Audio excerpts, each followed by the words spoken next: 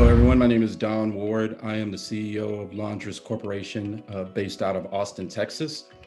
A little bit about myself. I am a graduate of the University of North Texas, so go Mean Green, and started a company in Austin called Laundris. And Laundris is a company that helps hoteliers track cleanliness of the linens and reduce their overall operating cost by up to 40%. I started Laundris based on some principles that I saw in my career out in North Texas. I did graduate from the College of Engineering or Engineering Technology. Over the years, I worked in a variety and a capacity of technical roles. I was a cloud sales rep working for Microsoft, covering Microsoft's largest 5 accounts in the Austin area, which consisted of accounts like Dell Computers, Rackspace, USAA, HEB.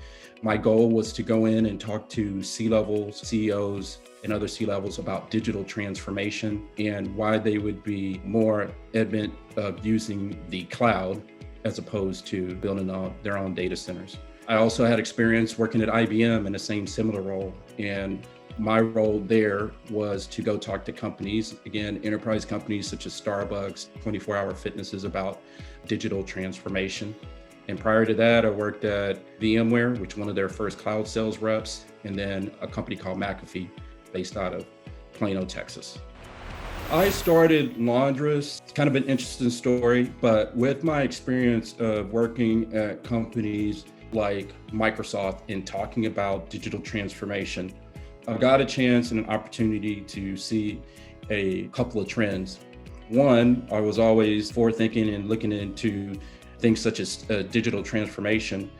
But when I was working at Microsoft and got a chance to work with one of my larger customers at USAA, they were not only using cloud computing technologies, but they were also leveraging the Internet of Things to track data. And so I got an opportunity to work with a specific group of data scientists at USAA. And this was about 4 or 5 years ago. And what they were doing was taking cell phone data at the time and tracking the cell phone data. And what they would do with the cell phone data is just based on your driving patterns, they would issue you a better premium.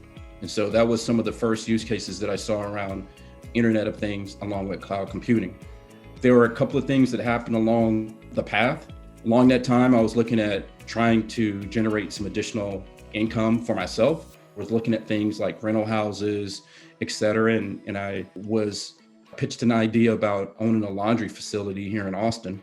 That kind of piqued my interest, but it really didn't throw me over the top. But then there were a couple of things while I was at Microsoft that really helped to give me some more insight into what I thought could happen in the future. One, there was a company overseas called Berenson, and that company had started using RFID technology from an operational perspective to track linens for large hotels. And I thought that was pretty interesting. And then 6 months later, that company sold for a couple of $1 billion. Then I also had an opportunity to pick up a book by one of my mentors and a gentleman who's a professor at Stanford University. He wrote a book about cloud computing, which I had mastered. And then he also wrote a book about Internet of Things. And in his book, he stated that by the year 2024, there would be 250 billion devices on the planet. And so connected devices, meaning that, anything would be able to be tracked. And when I saw the use case about Berenson and I saw the use case about Internet of Things and just with my background, I was like, this could be an interesting concept. So I got closer with buying a laundry facility, and I told 2 other gentlemen that I was working with that I think there could be a use case or a commercial application around this, which still didn't really have the concept down. And so I got my first opportunity, and that was with a company in Austin called Facebook. I went to them and basically I helped them to solve a problem. And the problem that I helped them to solve was, at that time, they were catering 20,000 meals per day for their back office kitchen operation. But if you asked them how they would track inventory in terms of going out and ordering additional things or opening up a new office, it was a simple question that they couldn't answer. And so I got my first opportunity with them and then solved that problem based on the previous experiences that I had and saw what was going on with the industry, and then started Laundris based on that principle. So that was the genesis of me starting the business. As far as assembling the team that I have right now, currently I have 11 team members and we're projected to grow from 11 to over 30 by the end of 2021. I validated a problem with the market, tackled an issue, and one of the things that I started realizing and from doing quite a bit of reading that in order to build a successful business, you always hear the term that you want to work on the business, not in the business. And so what I sought to do throughout the previous years, and especially with my experience in sales, is never really knew that I wanted to start a business, but I knew that I was always good at networking and always curious at asking other people what they did. And so when I initially started the business, it was me. And when the vision started to come together, I started trying to get an idea of what the business could look like at scale. And what that meant for me is I did start out making $20 per week. I was delivering linens to Facebook on a weekly basis, but my skill set was not in driving. And so my co-founder, the first person that I hired outside of me, I started asking people in my network about finding someone who had experience with the logistics. And so ended up meeting with the gentleman, sat down for coffee, walked through the vision, told him what I was doing, told him my customer base, and told him what I think we could do. And then added him on as a co-founder. He was stronger in areas that I wasn't strong in. I had the vision. I knew about the technology. I knew how to sell, but I really didn't enjoy driving, being a delivery driver or building a system around that. And so that's where my co-founder, Joey Dominguez, came into play. And so his expertise really, with me and him combined, he helped to build the logistics out, took the vision and grew that. And so that was kind of like the start. And I always kept that philosophy of working on the business, even through the hard times. And so even as we started progressing, we got to another inflection point to where I had to make it a difficult decision on, am I the guy that was going to be doing all the production labor associated with what we were building?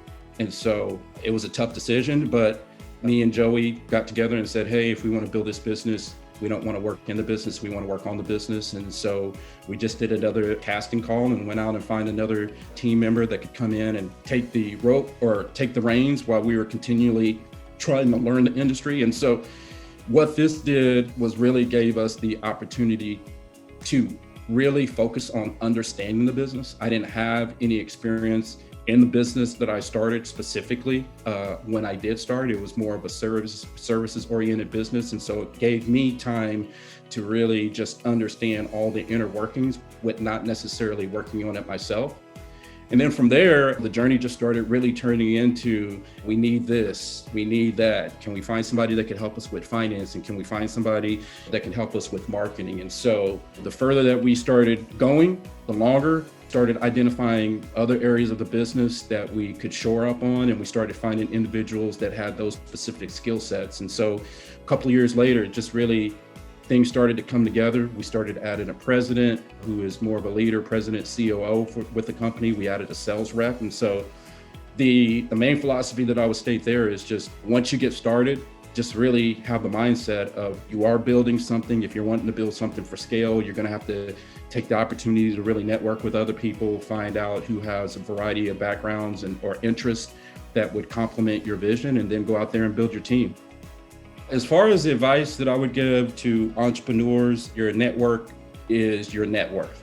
Regardless of whether you have a vast network now or you're building towards a network later, the more people that you meet, the more ecosystems that you're a part of, those are things that are going to really give you the opportunities to meet other individuals that may be able to help you along your path. I've always told my team, what's the worst thing that could happen? I start with that philosophy because if it's something that is pointed out that I know that I don't have experience in, I would tell my team that I'm not smart enough to know everything, but I'm smart enough to go find the right people that could help me. An example of that is I started going out and networking through accelerator programs, started identifying accelerator programs like Capital Factory in Austin. Definitely you want to have a vast library of books. Read a book called Crack the Funding Code that really gave me ideas about not only just building a business, but how to go out and do some fundraising, which I didn't have any experience in. I just started adding bits and pieces and started building a great team of mentors, getting into an ecosystem. Entrepreneurship is a journey. You want to surround yourself with like-minded people along that journey, because I think when you start moving towards an ecosystem of entrepreneurship, you're doing something that's really atypical. It's not normal. So it goes against the grain. And the more people that you have or surrounded by you that you can really reach out to, ask questions, get advice on, and really understand all the different spectrums and all the different hats that you're going to need to wear as you build the business, then I think it's really going to help you.